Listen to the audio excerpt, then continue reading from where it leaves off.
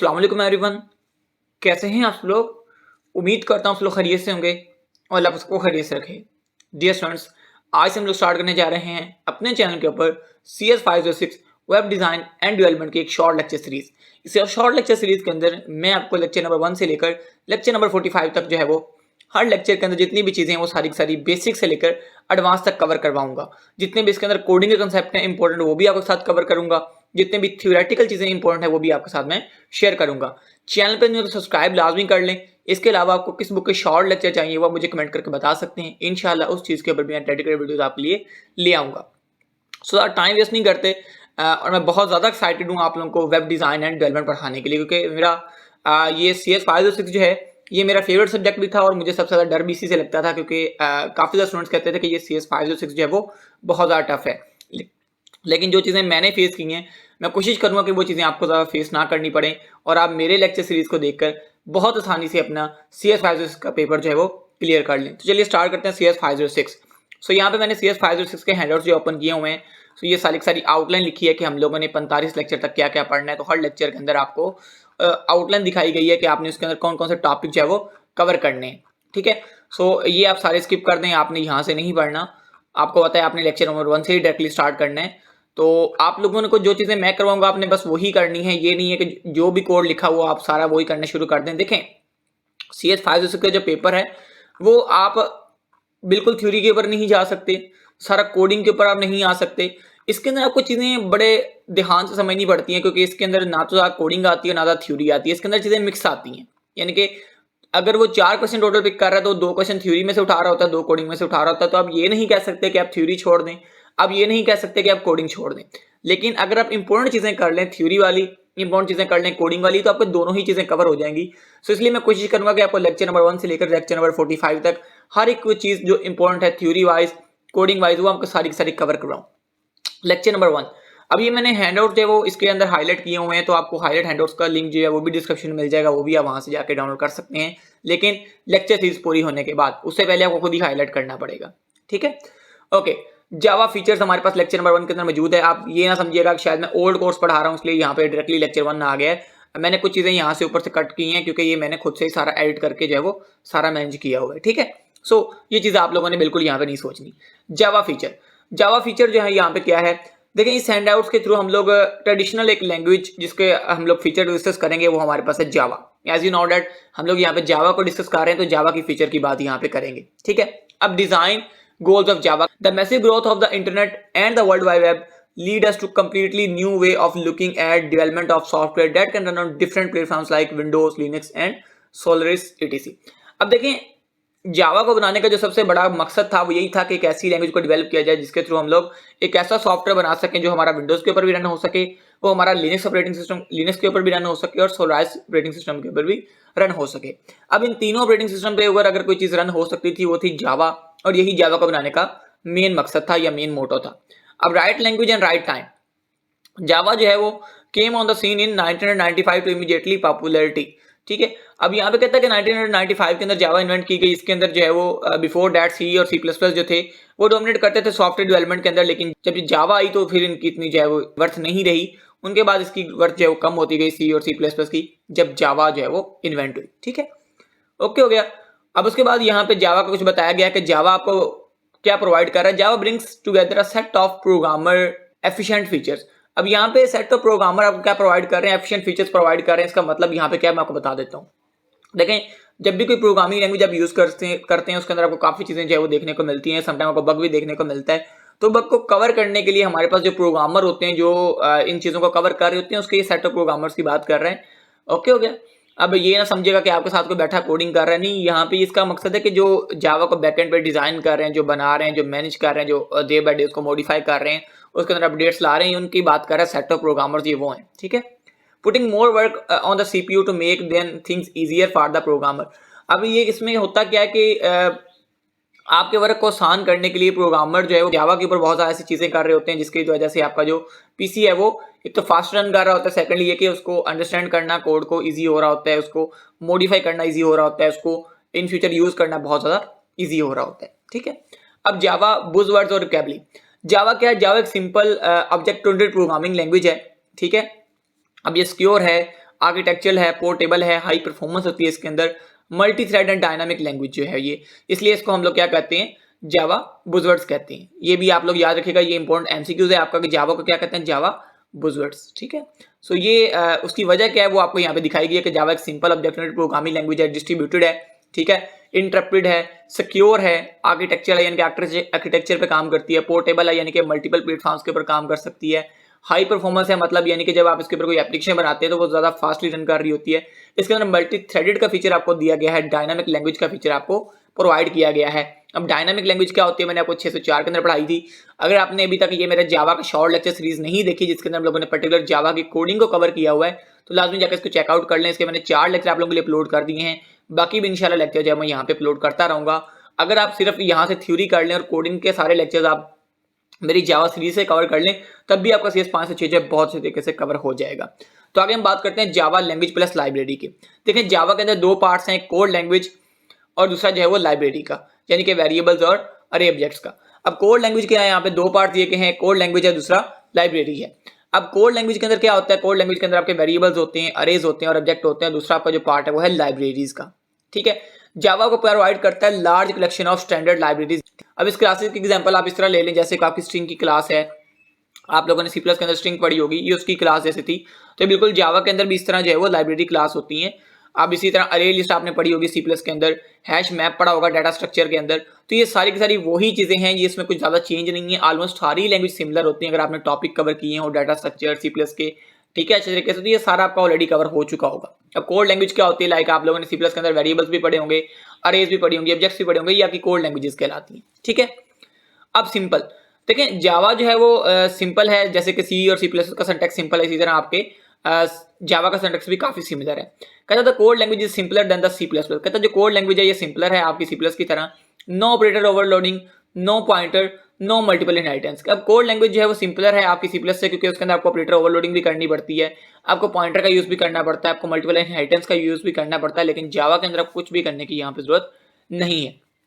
उसके बाद जावा के अंदर ऑब्जेक्ट ओरिएंटेड का फीचर देखें, जावा एक ऑब्जेक्ट ओरिएंटेड प्रोग्रामिंग लैंग्वेज है, ये डायरेक्टली जो है वो C+ की तरह यूज नहीं हो सकती कि आप बगैर जो है वो क्लासेस बनाए इसके ऊपर काम कर पाएं। अब ऑब्जेक्ट ओरिएंटेड प्रोग्रामिंग लैंग्वेज क्या है ये हम लोग डिटेल से C+ वाले कोर्स के अंदर डिस्कस कर चुके हैं। अगर आप लोगों ने नहीं पढ़ा फिर भी कोई इशू नहीं, इंशाल्लाह नेक्स्ट लेक्चर के अंदर हम इसको भी कवर करने की कोशिश करेंगे।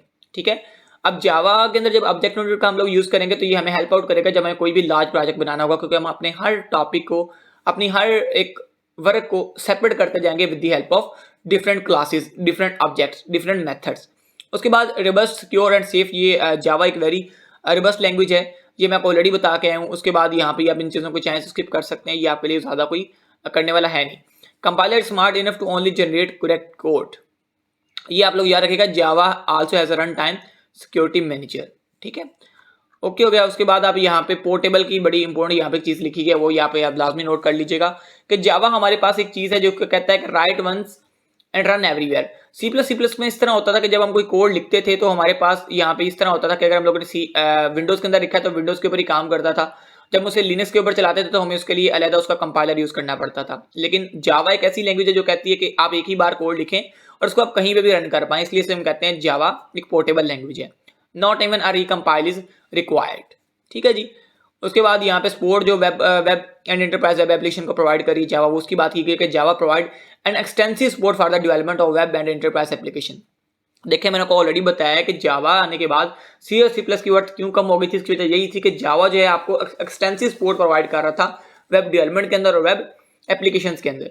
इसके अंदर सर्वलेट बनाए गए, GSP एप्लेट्स बनाए गए जो आपको बहुत ज़्यादा हेल्प करते हैं जब आप इनमें से कोई भी जो है वो काम परफॉर्म कर रहे होते हैं, चाहे आप वेब एप्लीकेशन बना रहे हैं, चाहे वेबसाइट डिजाइन कर रहे हैं, तो इस तरह के कामों में आपको बहुत ज़्यादा हेल्प करते थे।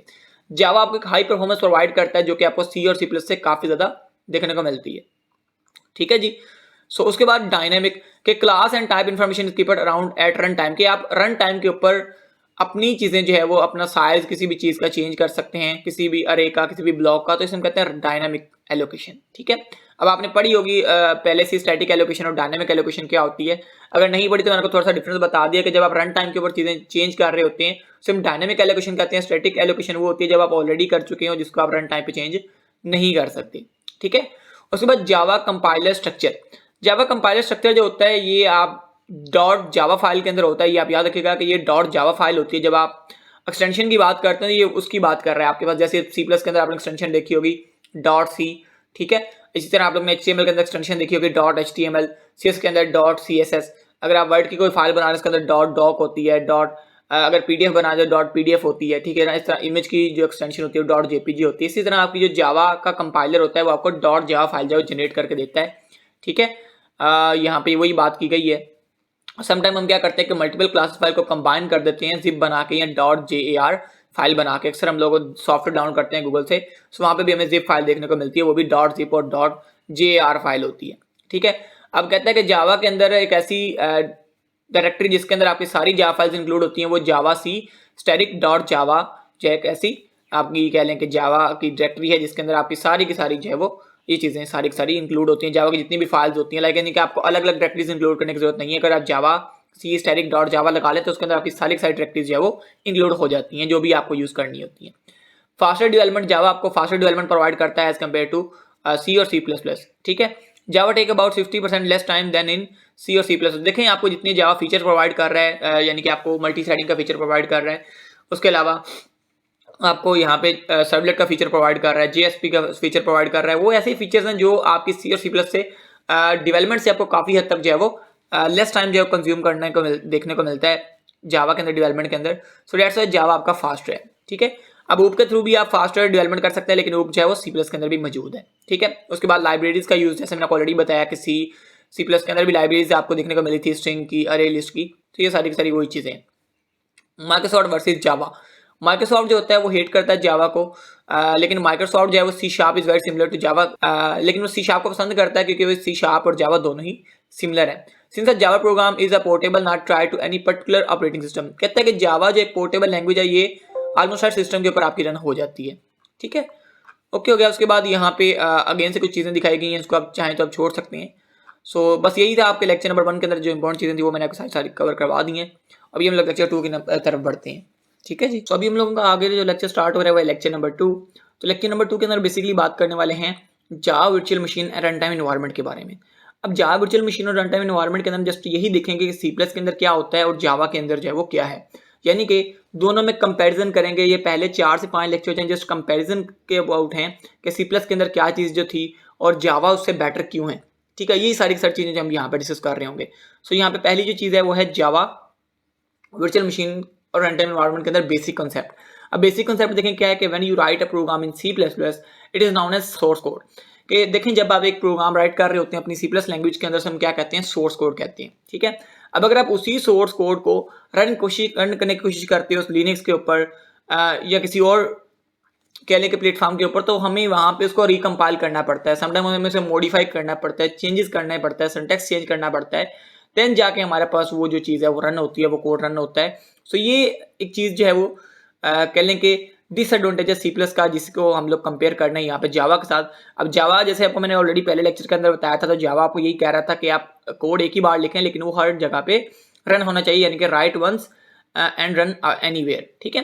अब यहाँ पे देखें Java has introduced the concept of WAORA, write once and run anywhere, यानी कि आप एक जगह पे अगर एक कोड लिख रहे हैं तो वो आपको हर प्लेटफॉर्म के ऊपर रन होना चाहिए, वो जावा चाहे वो विंडोज से है, चाहे वो आपका लिनक्स है, चाहे वो कोई और प्लेटफॉर्म है, तो तीनों के ऊपर आपका रन होना चाहिए। सो ये एक चीज़ जो है हमारे पास यहाँ पे कहलाती है जावा के अंदर WORA, बड़ा इंपॉर्टेंट कॉन्सेप्ट है, इसको ध्यान में रखिएगा। और यहाँ पे जब हमारे पास एक कोड कंपाइल कर रहा होता है जावा के अंदर हम कहते हैं बाइट कोड, ठीक है। सो ये बात अपने ध्यान में रखिएगा। उसके बाद कहता है so we write our code once and JVM run its anywhere according to the underlying system। अब JVM जो है यहाँ पे जावा वर्चुअल मशीन जो आपको हेल्प कर रहा होता है, जिसके बारे में हम ऊपर ही बात कर रहे हैं, जावा वर्चुअल मशीन। सो ये मैं रन करने में हेल्प आउट कर रहा होता है किसी को, किसी भी प्लेटफॉर्म के अंदर वो देखता है जाके इसका स्ट्रक्चर क्या है, इसका सिंटैक्स का वे क्या है, तो उस हिसाब से उसको जो है वो सेटअप कर लेता है। तो ये JVM जो है खुद ही सारा कुछ ये सेट कर रहा होता है आपके लिए, आपको कुछ भी करने की जरूरत नहीं होती। उसके बाद बाइट कोड की बात आ जाती है कि हम सोर्स कोड कंपाइल कर रहे होते हैं बाइट कोड के अंदर, जिसे हम लोग यहाँ पे जावा के अंदर हम लोग इसको बाइट कोड भी जो है वो बोलते हैं। तो Java compiler leads Java language source dot Java file. अब जावा का जो सोर्स फाइल उसे हम कहते हैं डॉट जावा फाइल, जो हम लोग मैंने ऑलरेडी आपको लेक्चर नंबर 1 के अंदर भी डिस्कस करवा दिया था। उसके बाद places the byte code into class dot class files, ठीक है।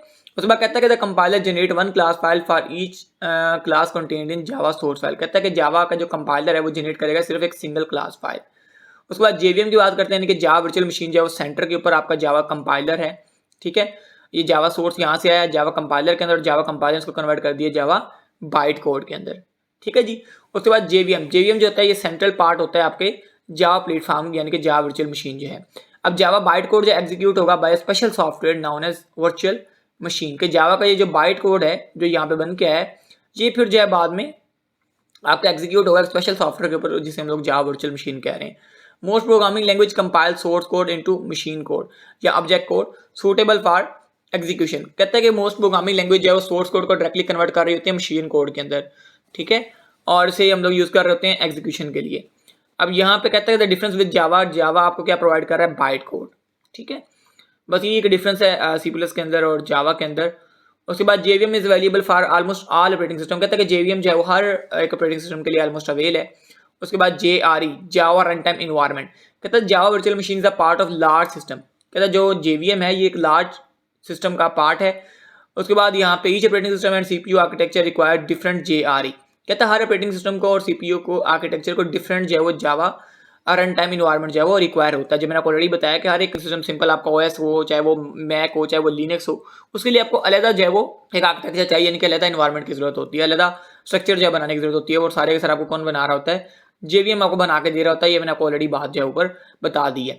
अब जावा प्रोग्राम डेवलपमेंट के अंदर जो एग्जीक्यूशन के स्टेप है वो आपको पता होने चाहिए। इसके 5 स्टेप जो है यहाँ पे होते हैं। सबसे पहले आप कोड एडिट कर सकते हो, कंपाइल कर सकते हो, लोड कर सकते हो, वेरीफाई कर सकते हो, एग्जीक्यूट कर सकते हो। ठीक है, ओके हो गया। अब हमारे पास आगे जो है वो यहाँ पे lecture number 3 almost I think तो स्टार्ट होगा। ये सारी की सारी चीज़ें सिर्फ थ्योरी हैं, इनको आप बिल्कुल स्किप कर दें। ये आपके लिए यहाँ पे कुछ भी जो है वो करना जरूरी नहीं है। इन सारी चीज़ों को हम मैनुअली देख लेंगे, यहाँ पे आपको इनमें से कोई भी चीज़ करने की जरूरत नहीं है। ठीक है, लेक्चर नंबर 3 लर्निंग बेसिक्स। अब आप लोग को सिर्फ बेसिक की बात करेंगे यहाँ पे। स्ट्रिंग, अब स्ट्रिंग क्या होता है, जैसे आप लोगों ने ऑलरेडी पढ़ा होगा सी प्लस के अंदर कि जब हमें लार्ज कलेक्शन ऑफ कैरेक्टर की जरूरत पड़ती है स्टोर करने की, या हमें नंबर और कैरेक्टर दोनों एक साथ स्टोर करवाने होते हैं, वहां पे हम लोग यूज करते हैं स्ट्रिंग का। ठीक है, अब लाइक हमारे पास एक आईडी है BC200। अभी एक ऐसा कह लें कि डाटा है जिसके अंदर हमारे पास न्यूमेरिक वैल्यूज भी आ रही हैं और कैरेक्टर टाइप वैल्यूज भी आ रही हैं। इस तरह का डाटा स्टोर करवाने के लिए हम लोग यहाँ पे स्ट्रिंग का यूज करते हैं। यहाँ पे हमारे पास जब लार्ज अमाउंट ऑफ डाटा आता है वहां पे हम लोग स्ट्रिंग का यूज करते हैं। ठीक है, अब स्ट्रिंग होती क्या है, कहता है कि string is a commonly used to be a sequence of characters stored in a memory and accessible as a unit. यानी कि हम लोग क्या कर रहे होते हैं, हम लोग एक लार्ज अमाउंट ऑफ डाटा को स्टोर कर रहे होते हैं एज अ स्ट्रिंग, और फिर हम क्या कर रहे होते हैं उसी स्ट्रिंग को as a single unit call कर रहे होते हैं। लाइक आप जैसे सिंपल एक वेरिएबल आपने बनाया int a is equal to 10, sorry int a is equal to 10 और सेमीकोलन। ठीक है, अभी आप लोग इस तरह बना रहे हैं string s is equal to, तो ये आपके पास यहाँ पे देखें लार्ज कलेक्शन ऑफ डाटा जो है आपका वो आप लोग यहाँ पे देखें एज अ सिंगल यूनिट जो एक्सेस कर पा रहे हैं, तो इसी की यहाँ पे वो बात कर रहे हैं।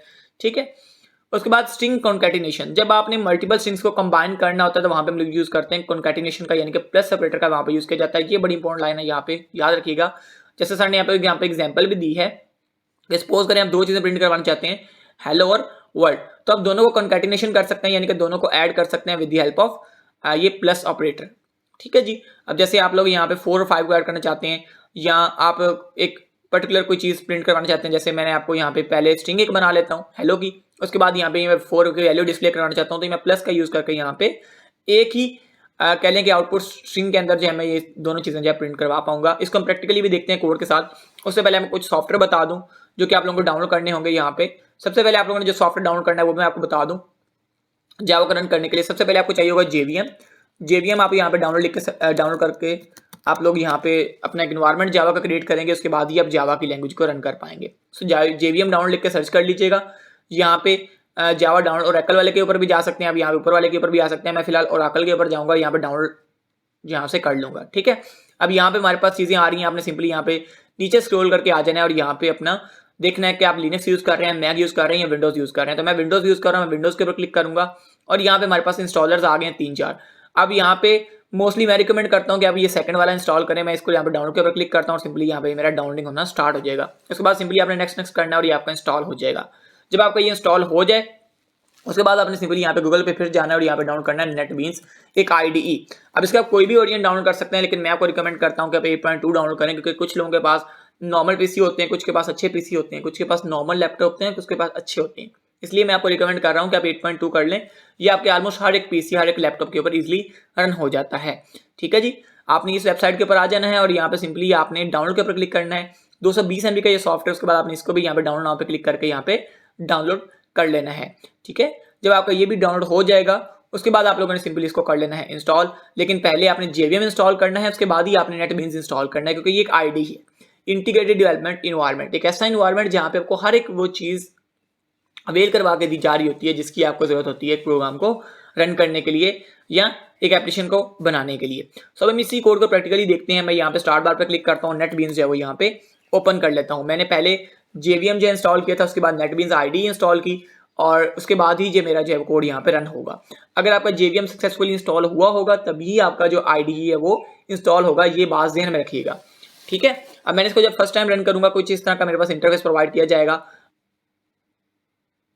सो आपने यहाँ पे सिंपली फाइल के ऊपर क्लिक करना है, न्यू प्रोजेक्ट के ऊपर क्लिक करना है। न्यू प्रोजेक्ट के ऊपर क्लिक करने के बाद आपने यहाँ पे जावा के ऊपर क्लिक करना है और जावा एप्लीकेशन जो है यहाँ पे सिलेक्ट कर लेनी है सिंपली। उसके बाद आपने यहाँ पे सिंपली नेक्स्ट के ऊपर क्लिक करना है और यहाँ पे जावा की एप्लीकेशन का आपने नाम दे देना। मैं यहाँ पे सिंपली कर लेता हूँ CS506 क्लास और यहाँ पे फिनिश करके यहाँ पे एक प्रोजेक्ट जो है वो बना लूंगा। ये CS506 क्लास है, मैंने बेसिकली अपने प्रोजेक्ट का नेम जो है यहाँ पे रख दिया है। ठीक है जी, सो ये मेरे पास फाइल जो क्रिएट होकर आगे मैं इसको थोड़ा सा जूम कर लेता हूँ आप लोगों के लिए। ठीक है, ओके हो गया।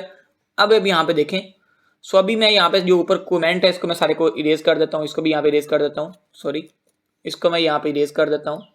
ठीक है, और इसको भी यहाँ पे मैं इरेज करता हूँ, ये आपके लिए करने वाला भी नहीं है, इसको आप छोड़ दें। अभी हम लोगों ने यहाँ पे देखें जैसे लिखा हुआ है to do code application logic, तो आपने यहाँ पे अपना कोड करना है। ठीक है, अब हम लोगों ने यहाँ पे कॉन्कैटिनेशन का कॉन्सेप्ट देखा था, स्ट्रिंग का देखा था, अभी हम लोग यहाँ पे वो दोनों चीज़ें इंप्लीमेंट करके देखते हैं।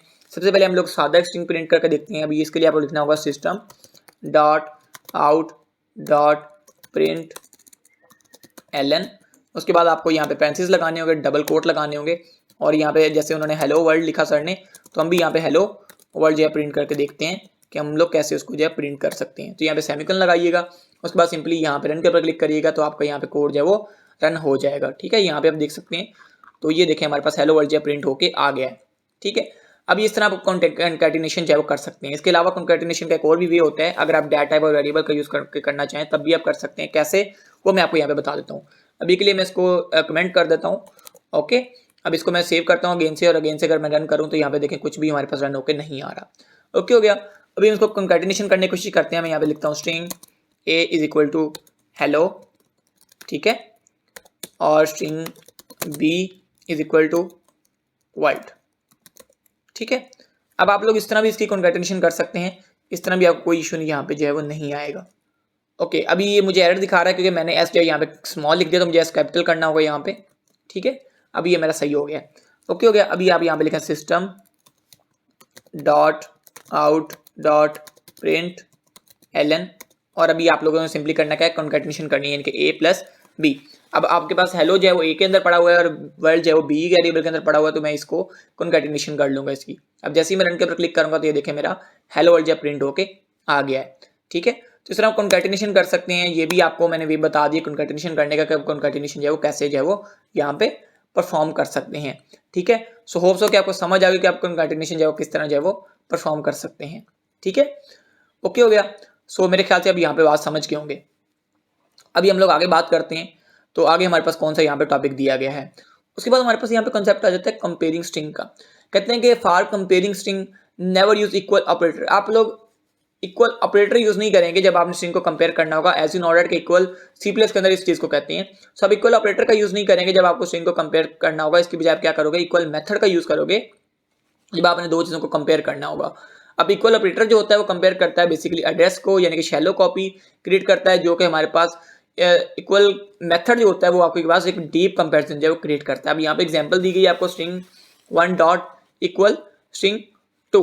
ठीक है, सो ये आपके पास एग्जांपल दी गई है सारी की सारी स्ट्रिंग कॉन्कैटिनेशन और कंपैरिजन की। इसको आप एक बार देख लीजिएगा, ज़्यादा इंपॉर्टेंट है नहीं, खैर फिर भी अगर आप देखना चाहते हो आप यहाँ पे इसको रन करके चेक कर सकते हैं, कोई ज़्यादा इंपॉर्टेंट यहाँ पे है नहीं। मेन चीज़ यहाँ पे नीचे है प्रिमिटिव वर्सेज ऑब्जेक्ट्स। देखें, आपके किसी प्रोग्रामिंग लैंग्वेज के अंदर कुछ डाटा टाइप्स आपको दी जाती है, हम कहते हैं प्रिमिटिव डाटा टाइप्स। जैसे आपको अगर किसी भी टाइप की वैल्यू स्टोर करवानी है अपने प्रोग्रामिंग लैंग्वेज के अंदर, तो आपको डाटा टाइप की जरूरत पड़ती है। लाइक आप लोगों ने कोई कंडीशन स्टोर करवानी होती है तो बूलियन डाटा टाइप को यूज करते हैं। अगर आपने कोई अल्फाबेट स्टोर करवाना होता है वहाँ पे आप कैरेक्टर डाटा टाइप को यूज करते हैं। अगर आपने कोई इंटीजर वैल्यू स्टोर करवानी होती है तो आप यहाँ पे इंट, शॉर्ट और लॉन्ग का यूज कर सकते हैं। ठीक है, और अगर मुझे यहाँ पे कोई इशारे वाला नंबर स्टोर करवाने होता है वहाँ पे मैं फ्लोट और डबल का यूज़ कर सकता हूँ। ठीक है जी, ओके हो गया। प्रिमिटिव डाटा टाइप जो है वो जनरली यूज़ की जाती है लोकल वेरिएबल्स के लिए, लोकल पैरामीटर्स के लिए। ठीक है, अब इसके अंदर हमें जस्ट हम लोग एक्सेस करने के लिए वैल्यूज़ को हम लोग यूज़ कर सकते हैं। इसके अंदर कोई ज़्यादा डिटेल नहीं दी जाती। जो कि फ़र्ज़ करें अगर हम लोगों ने इस डाटा टाइप की कोई साइज़ फाइंड करना है या उसके ऊपर मज़ीद कोई वेरिएशंस फाइंड करनी है, वो हमें जब प्रिमिटिव डाटा टाइप से नहीं मिलती, उसके लिए हम लोग यूज़ करते हैं रैपर क्लासेस का। अब आगे कंसेप्ट आ जाता है स्टैक और हीप का। स्टैक और हीप जो है ये दोनों ही आपके डाटा स्ट्रक्चर हैं और बड़े इंपॉर्टेंट होते हैं आपकी मेमोरी के अंदर जब आप डाटा स्टोर कर रहे होते हैं। ठीक है, बहरहाल इसके अंदर हम डिटेल के अंदर बात करेंगे जब हम लोग डाटा स्ट्रक्चर के टॉपिक्स को डिस्कस कर रहे होंगे। ठीक है, अब यहाँ पे थोड़ा सा कंसेप्ट दिया गया कि primitive are created on the stack while objects are created on the heap, कि जो प्रिमिटिव डाटा होती हैं वो क्रिएट की जाती हैं स्टैक के ऊपर, जबकि आपके ऑब्जेक्ट्स जो होते हैं वो क्रिएट किए जा रहे होते हैं हीप के ऊपर। ठीक है, अब रैपर क्लासेस क्या होती है, मैंने आपको ऑलरेडी बताया कि आपकी जो प्रिमिटिव डाटा टाइप्स होती हैं उसके कुछ कॉरस्पॉन्डिंग ऑब्जेक्ट्स होते हैं जिसे हम रैपर क्लासेस कहते हैं। जब हमें अपने ऑब्जेक्ट से कोई एडिशनल फंक्शनलिटीज जो है हमें परफॉर्म करवानी हो, लाइक हमें कन्वर्जन करनी हो, साइज की चेकिंग करनी हो या कुछ भी ऐसा परफॉर्म करना हो जो कि प्रिमिटिव डाटा टाइप्स आपकी नहीं कर सकती, उसके लिए हम लोग यूज़ करते हैं रैपर क्लासेस का। अब यहाँ पे प्रिमिटिव डाटा टाइप्स के कुछ कॉरस्पॉन्डिंग ऑब्जेक्ट क्लासेस दी गए हैं, जैसे बाइट है तो इसका बी बड़ा कर दिया, शॉर्ट कैसे बड़ा कर देंगे। ठीक है, इंट का इंटीजर कर देंगे क्योंकि ये इंटीजर वैल्यूज को स्टोर करने के लिए यूज़ किया जाता है। लॉन्ग को एल बड़ा कर देंगे, फ्लोट का एफ बड़ा कर देंगे, डबल का डी, करेक्टर जो है पूरा यहाँ पे राइट कर देंगे और बुलियन का अब बी जो है वो कैपिटल कर देंगे। ठीक है, ओके हो गया। उसके बाद रैपर का यहाँ पे यूज दिया गया है कि integer number is equal to new integer 4। उसके बाद आप यहाँ पे डॉट लगा के इसको जो यहाँ पे एक्सेस कर रहे हैं, तो ये कभी खैर इतना जरूरी नहीं है आप लोगों के लिए, इतना समय नहीं यहाँ पे। अब इसके लिए भी इसको यहाँ पे स्किप कर सकते हैं, कोई इशू नहीं है यहाँ पे। इसकी हम लोग डिटेल के ऊपर बात करेंगे जब हमें इसकी जरूरत होगी। फिलहाल के लिए आपके लिए जस्ट ये थ्योरेटिकल सा नॉलेज काफ़ी है, जब हमें कोडिंग के अंदर इसकी जरूरत होगी तो हम इसको डिटेल के अंदर देख लेंगे। ठीक है, खैर इतना ज़्यादा इंपॉर्टेंट नहीं है। जावा ऑब्जेक्ट ओरिएंटेड प्रोग्रामिंग लैंग्वेज, जैसे मैंने ऑलरेडी बताया है प्रीवियस लेक्चर्स के अंदर कि जावा हमारे पास क्या एक ऑब्जेक्ट ओरिएंटेड प्रोग्रामिंग लैंग्वेज है, तो इसलिए हम लोग यहाँ पे यूज़ कर रहे हैं ऑब्जेक्ट ओरिएंटेड प्रोग्रामिंग का। ठीक है, अब जावा क्या है, जावा एक fundamentally object oriented programming language है कि every line of code you right in Java must be inside a class. अब यहाँ पे देखें मैं जावा के अंदर कोई भी कोड राइट करूंगा तो मुझे वो जावा की क्लास के अंदर ही राइट करना होगा। ये देखें पब्लिक क्लास और पब्लिक स्टैटिक वॉइड मेन, तो ये सारे का सारा मेरे पास यहाँ पे जावा क्लास के अंदर राइट है। ठीक है जी, अब इसके अंदर क्लासेस क्या होती हैं, देखें जब आपने किसी भी चीज़ का एक ब्लूप्रिंट डिफाइन करना होता है, यानी कि जब आपने मल्टीपल चीज़ों की कलेक्शन करके एक सिंगल चीज़ के अंदर रखनी होती है, हम कहते हैं यहाँ पे क्लास, और ऑब्जेक्ट कहते हैं हम छोटे छोटे चीज़ों को। अब मैं आपको सिंपल फाज में ऑब्जेक्ट और क्लास की एग्जांपल दूं तो कुछ इस तरह से है कि आप यहाँ पे कोई भी चीज़ देख लें दुनिया के अंदर, वो मल्टीपल छोटे छोटे पीसीस से मिलकर बनी है। लाइक एक स्कूल की बात कर लें, एक लैपटॉप की बात कर लें, कंप्यूटर की बात कर लें, वो कलेक्शन ऑफ स्मॉल पार्ट से मिलकर बनी है। ठीक है, अब जो स्मॉल पार्ट हैं, जो छोटे छोटे टुकड़े हैं, हम यहाँ पे ऑब्जेक्ट कहते हैं, और जब हम उन्हीं ऑब्जेक्ट्स की कलेक्शन करके कोई चीज़ बना लेते हैं तो उसे हम यहाँ पे क्लास के नाम से जानते हैं। ठीक है, अब कंस्ट्रक्टर क्या होता है, अब कंस्ट्रक्टर क्या है, कंस्ट्रक्टर आपका एक स्पेशल टाइप का मेथड होता है that is implicitly invoked used to create an object instance of the class and to initialize it, कि जब हमें इसके अंदर कोई भी डाटा जो असाइन करते हैं तो हमें इसे कॉल करने की जरूरत नहीं होती, वो ऑटोमेटिकली कॉल हो जाता है। कंस्ट्रक्टर जो होता है ये आपके क्लास के नाम के साथ इसका नेम जो है वो सिमिलर होता है। एट्रीब्यूट्स क्या होते हैं कि जो भी आपके ऑब्जेक्ट की प्रॉपर्टीज होती हैं वो सारे के सारे एट्रीब्यूट होते हैं कि आपके फर्ज करें एक पर्सन है, उसके कौन कौन से एट्रीब्यूट हो सकते हैं, वो सारे के सारे यहाँ पे उसकी प्रॉपर्टीज कहलाती हैं। ठीक है, अब उसके बाद मेथड्स आ जाते हैं कि उसने कौन से एक्शन परफॉर्म करने हैं, तो सारे के सारे मेथड्स के अंदर आ जाती हैं वो चीज़ें। ठीक है, अब उसके बाद आप यहाँ पे डिफाइन कर रहे हैं क्लास। क्लास कैसे डिफाइन करते हैं, क्लास डिफाइन करने के लिए सबसे पहले आप लोगों ने क्लास का कीवर्ड लिखना है। ठीक है, जैसे हम लोगों ने यहाँ पे लिखा है पब्लिक क्लास लिखा है कीवर्ड, उसके बाद ये क्लास का नेम लिख दिया। पब्लिक क्या है, यहाँ पे एक्सेस स्पेसिफायर है।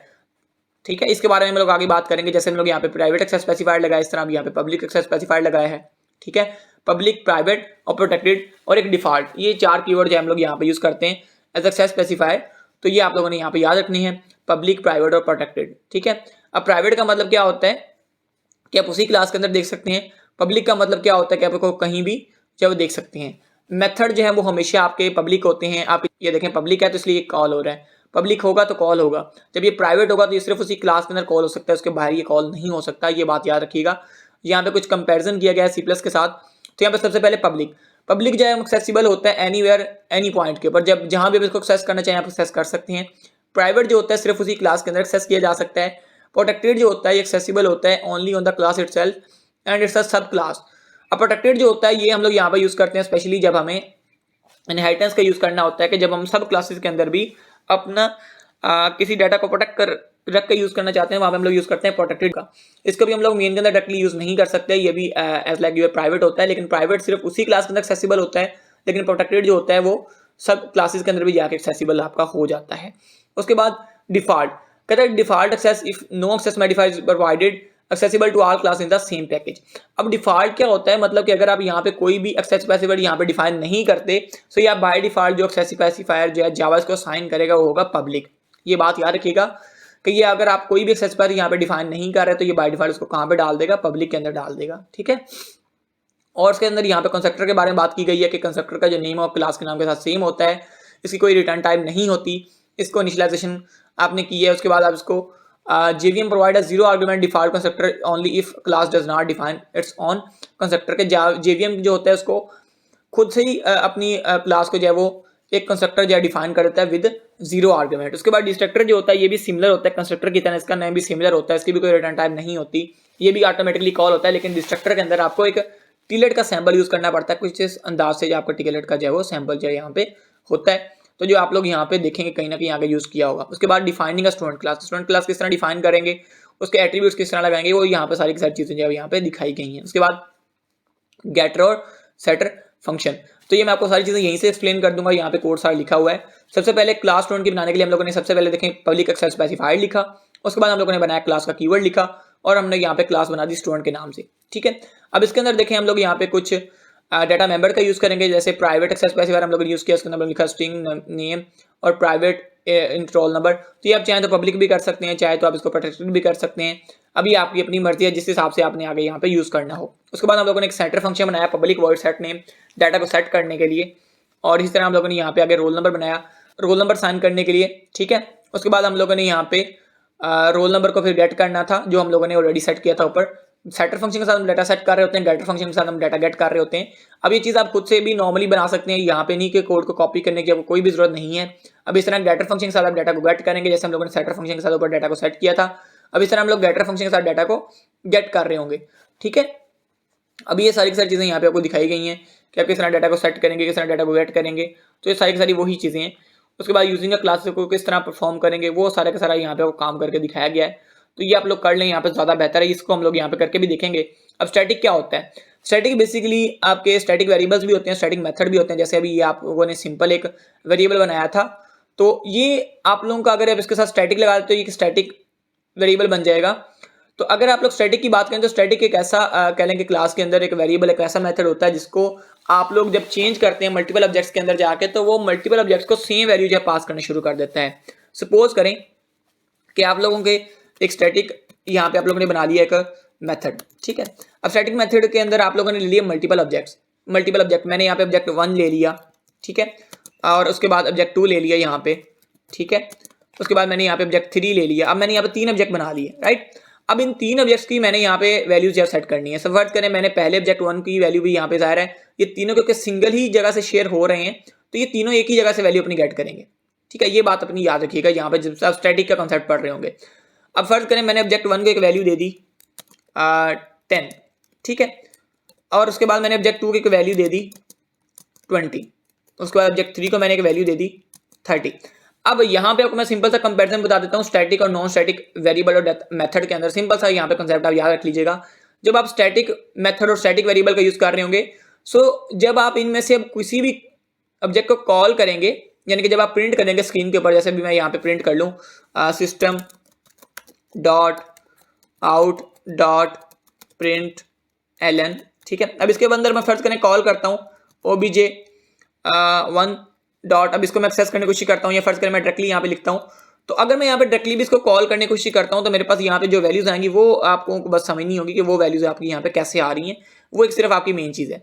जब आप obj1 को कॉल करेंगे, obj2 को कॉल करेंगे और obj3 को कॉल करेंगे, तो ये होगा क्या यहाँ पे कि तीनों की वैल्यू आपकी ऑब्जेक्ट 3 की आएगी।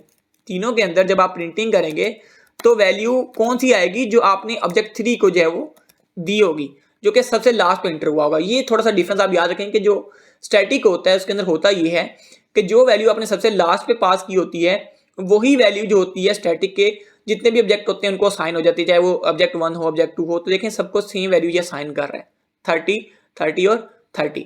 अगर आप सिंपल की बात करें तो वो obj1 की वैल्यू वहाँ पे 10 प्रिंट होती, obj2 की वैल्यू आपके 20 प्रिंट होती है और obj3 की वैल्यू आपकी 30 प्रिंट होती है। लेकिन स्टैटिक के अंदर बस ये फर्क है कि स्टैटिक क्या करता है कि जितने भी उसके ऑब्जेक्ट होते हैं वो सबको एक कॉमन वैल्यू शेयर कर देता है जो कि सबसे लास्ट पे इंटर हुई होती है। स्टैटिक वेरिएबल बनाने के लिए आप सिंपली यहाँ पे क्या करेंगे, साथ स्टैटिक का कीवर्ड यूज करेंगे। स्टैटिक मेथड बनाने के लिए आप यहाँ पे स्टैटिक का कीवर्ड यूज करेंगे। अगर आप स्टैटिक क्लास बनाना चाहते हैं तब भी आप साथ में स्टैटिक का कीवर्ड जो है वो यूज करेंगे। ठीक है, मैं आपको थोड़ा सा बना के यहाँ पे दिखा भी देता हूँ। सपोज करें मुझे एक स्टैटिक डाटा टाइप बनानी है तो स्टैटिक एंड ए, इस तरह का मुझे कोई स्टैटिक मेथड बनाना है तो स्टैटिक, ठीक है, स्टैटिक, ठीक है, उसके बाद आप वॉइड, उसके बाद शो। अब इस तरह जो है फंक्शन अपना कोई भी क्रिएट कर सकते हैं। इस तरह अगर आपने क्लास बनानी है तब भी आप यहाँ पे स्टैटिक जो है वो लिख के इसको यूज कर सकते हैं। ठीक है, सो ये मेरे ख्याल से आप बात यहाँ पे समझ गए होंगे।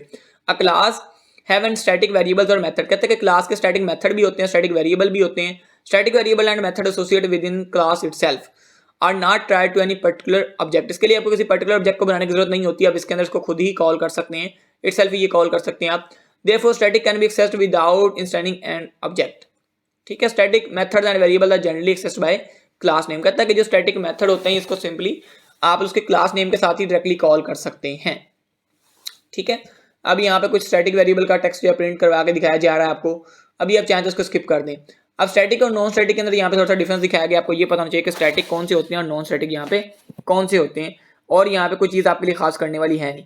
ठीक है, अब देखें नॉन एक्सेस मॉडिफायर के अंदर आपका आ जाता है static, final, abstract, synchronized, transient, volatile and strict FP जो आ जाता है। लेकिन एक्सेस मॉडिफायर के अंदर आप देखते हैं कि आपका पब्लिक, प्राइवेट, प्रोटेक्टेड और डिफॉल्ट आ जाता है। तो ये कुछ चीज़ें जो आपको यहाँ पे अभी समझनी पड़ेंगी। ज़्यादा खैर एडवांस के अंदर भी आपको जाने की जरूरत नहीं है, अभी हम सिर्फ थ्योरेटिकल करेंगे इसको। कोडिंग के अंदर भी इसको करने की भी आपको जरूरत नहीं है। उसके बाद गार्बेज कलेक्शन और फाइनलाइज आ गया कि Java perform garbage collection and eliminate the need of to free object explicitly, यानी कि ये यहाँ पे फाइनलाइज का एक ऑप्शन दिया गया है जिसके अंदर होता क्या है कि आपका जितने भी ऑब्जेक्ट जो होते हैं वो सारे के सारे डिस्ट्रॉय हो जाते हैं जो आपने पहले बनाए होते हैं। In such a case define a finalize method with the action to be performed before the object is destroyed. इससे पहले आप क्या करेंगे, ऑब्जेक्ट को डिस्ट्रॉयड कर देंगे। When a finalize method is defined in a class, Java runtime calls finalize whenever it is about to recycle and about that classes. तो यहाँ पे ये सारा का सारा लिखा गया है, इसको यहाँ पे खैर इतना डीपली जाने की जरूरत नहीं है, इसको जस्ट एक बार पढ़ लीजिएगा। और यहाँ पे आपके लिए कुछ भी जावा लेक्चर नंबर 4 के अंदर आई थिंक सो करने वाला नहीं है। जी बिल्कुल, लेक्चर नंबर 4 तक आपको यहाँ पे मैंने हर एक चीज़ क्लियर करवा दी है। लेक्चर कैसा लगा है आपको कमेंट करके जरूर बताइएगा। मिलते हैं इंशाल्लाह लेक्चर के अंदर, तब तक के लिए इजाजत दीजिए जी। अल्लाह हाफिज़, अस्सलाम वालेकुम।